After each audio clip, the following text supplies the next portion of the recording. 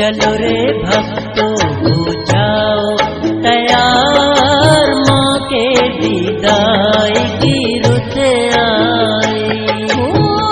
चलो रे भक्तों हो जाओ तैयार, माँ के विदाई की रुत आई।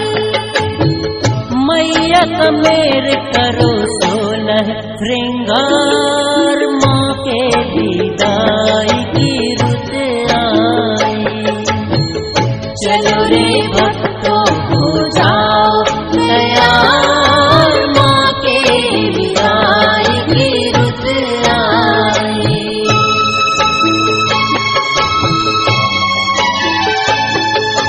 9 दिन को मैया घर में आई, खुशियों का मेला संग में लाई। 9 दिन को मैया घर में आई, खुशियों का मेला संग में लाई। पूजा की घर घर में थाल सजी है, आरती हुई और घंटी बजी है।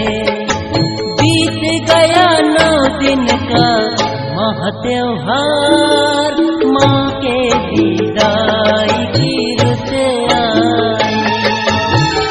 चलो रे भक्तों हो जाओ तैयार, माँ के विदाई की रुत आई।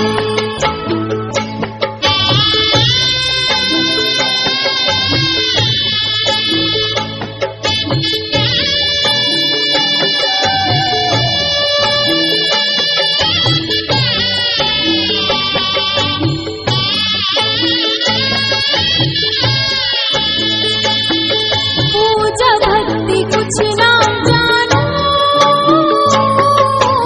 अपना तुझे सब कुछ मानो।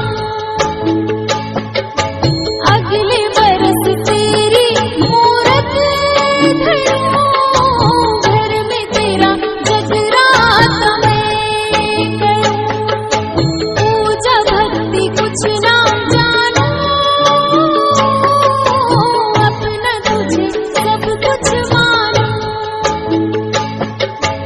अगले बरस तेरी मूरत धरूं, घर में तेरा जगराता मैं करूं। भक्तों के नैनों में आंसुओं की धार, माँ के विदाई